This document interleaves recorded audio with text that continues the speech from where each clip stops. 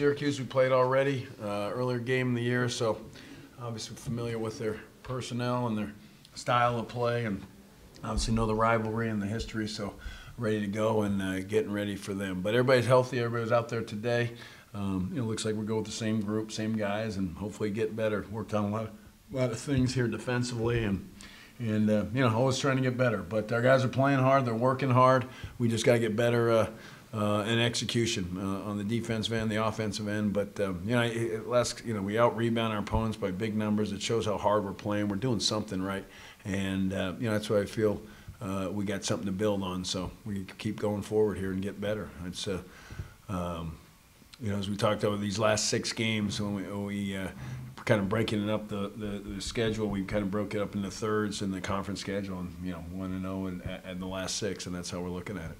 Jimmy, have you ever been this deep in a season where defensively, and I know you didn't have a great defensive year last year, not a great defensive year in 12, but I mean, where you're still sort of searching for some sort of idea? Yeah, last year it was the same thing.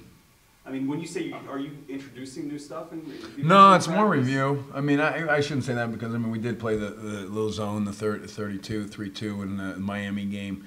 And so, there are some new things we've tried. But, we're still, trying to get the stuff that we were, get the technique and the routine, the scheme that we want. But you're always doing that. Even our best teams, even the best teams defensively in the country, we're always doing that, always trying to be better. So this is not new in any way, really.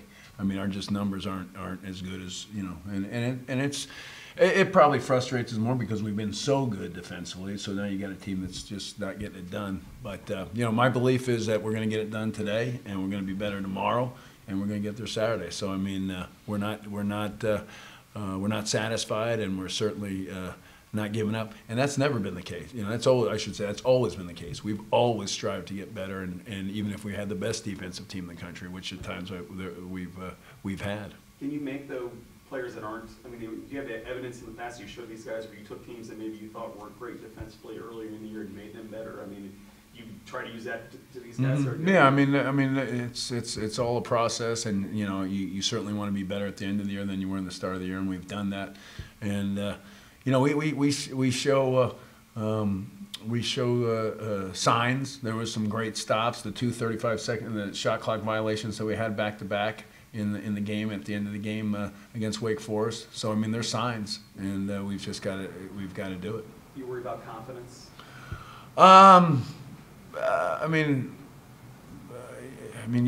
That's always a concern. I don't know if I worry about it, but it's always a concern. But we won our last game, so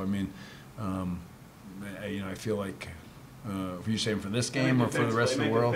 Confidence defensively is what I meant. I usually worry more about that on shooting or offense, but I'm more concerned about that on offense. But on defense, I think it should be something that's. Confidence is a part of everything. Yeah, confidence is a part of everything. Confidence is part of defense, part of offense, part of writing your stories. Gotta have confidence. Always have confidence. Yeah. Is there a concern that you guys don't lack an edge that maybe, from a personality standpoint, that you had with previous teams where you guys were better defensively? Is there a concern that these guys don't want to be physical enough or want to maybe do the things that you guys used? I know that the rules have changed a little bit, but from a mentality standpoint, is there a concern that these guys just don't have the? Well, you're not. That would be making an excuse and saying we can't do it. So I'm not going to do that. So we can do it, and like I said, I go in every day and believe that we can. So we've had teams that started slow before in different areas, and we've gotten them better. And in some ways we've gotten better, but there's other times where it seems like the mistakes come back. Jamie, you guys, when you played Syracuse the first time, right? They didn't have Jim Boeheim. How different will it be? You think? I didn't even notice. Was he? Well, you think like it'll be down the stretch, just having a veteran coach who knows what he's doing. You think that changes some things? You're just killing my guy Hopkins, I guess, is what you're doing. Yeah, but it's oftentimes the guy just making a shot, or it's. I'll just say, like there was a point in the second half where some things were going on, and he turned around to his bench and said, to his guys on the bench, "You think I should call a timeout?" So, I mean, it tells me he's just learning how to coach. No, I'm just saying he's learning how to coach, and now you've got a veteran guy, and clearly they're playing better. I mean, what's been the, you know? I think Richard. We were just talking about Richardson. We were doing the scout report, and he looks like he's more aggressive. He's driving the basketball more. He's attacking more. That's the thing that stood out to me. Looks like they're playing Howard a little bit more. Give him another ball handler. Leiden's gotten better, and sure, there's probably some to having familiarity with the coach that's been coaching you. I'm sure there's something to that, but you know, sometimes in the games, you know, the unexpected, you know, the things sometimes just don't go. I mean, I was, you know, obviously disappointed in the Miami game when we lost and came down, and as everybody knows, the 5'9" guy tipped it back. So the 7-footer went back on the shot, and the 5'9" guy went to the glass, and you know, that's how we lost the thing. So you can't predict everything. Everything is not make all the sense, but you know, certainly plays happen, things happen, and you know, you just want to put yourself in a position to win. It looks like at this point, maybe 2 of your best wins have come on the road. Mhm. What's the key to being a good team on the road in this conference? I mean, you know, you got to give yourselves a chance, and I was on the road. You're saying as far as I think defensively and rebounding. I mean, those have to be the constants. That's what we've always had. That's why we always had good records on the road in the past, and why our records have been good. Usually our defensive rebounding numbers are still pretty good. You know, our numbers defensively aren't, and on shooting wise, and so we've done it with some other things. Tried to do it with some other things, and we shot it well in those games. But that's what I think it has to be consistently winning on the road. Consistently, those things have to be there every night. And if they're not, you make it pretty challenging. So that's what we focus on. That's what we emphasize. In your experience as a team that is able to win on the road in the regular season, does that carry over into the neutral site games in the tournament? Yeah, I mean, just because if you're winning road games, you're good. I mean, we've always, when we were winning conference championships, we would win it on the road. You know, you got to win half your road games is the general rule to live by, and win all your home games to win a conference championship. So you got to, and winning half your road games is a hard thing to do. So yeah, I think it's just indicative of having a good team. I mean, I don't know that the team that wins on the road is going to lose their home games. Let's put it that way. So you mentioned how the effort on the glass, you guys, I mean, you had like 26 offensive rebounds the other day.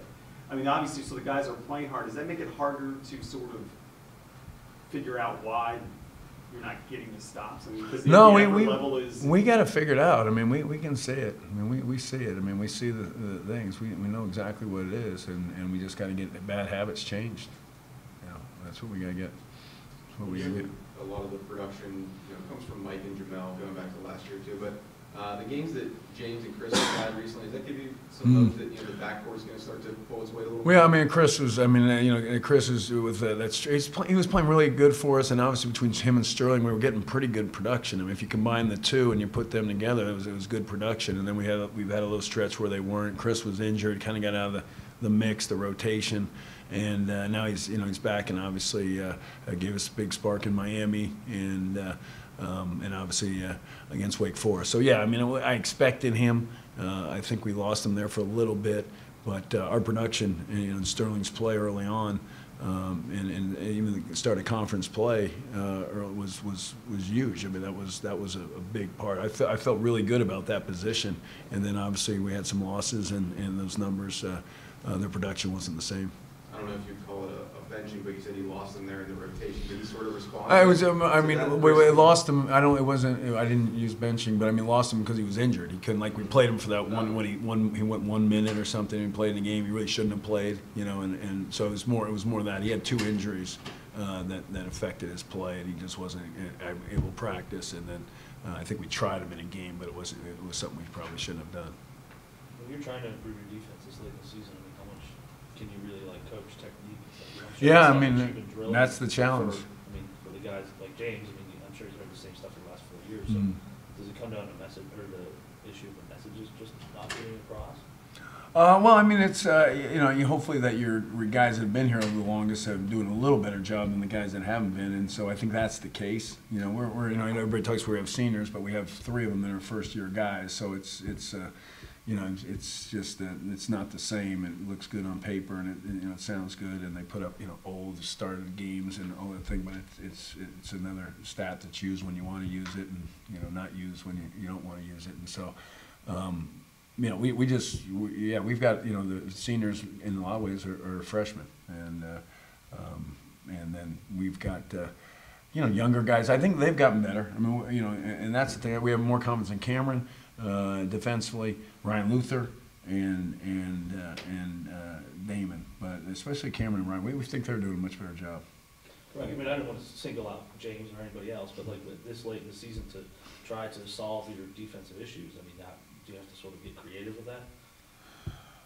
I mean, we're always trying to do better. I mean, I don't create whatever word you want to use. I mean, we're doing whatever it takes, whatever we think will work, and and we're playing good teams too at the same time. So, that becomes a challenge in itself. So, we can't underestimate that. Sometimes we forget, but. There's challenges, and the other team's trying to get better offensively too at the same time. So the other teams are working hard too and trying to, and so there's a lot of old, experienced teams in this league. Raphael played his most minutes since January last game. Do you think that's sort of more of a matchup thing, a health thing? Health thing, I think, and a matchup thing, foul thing, a couple things, and just felt like he's in probably an overtime game that probably had something to do with it too. So a combination of a lot of things. But I think we're better with him on the floor. That seems that's the rule I would tend to go by. Yeah.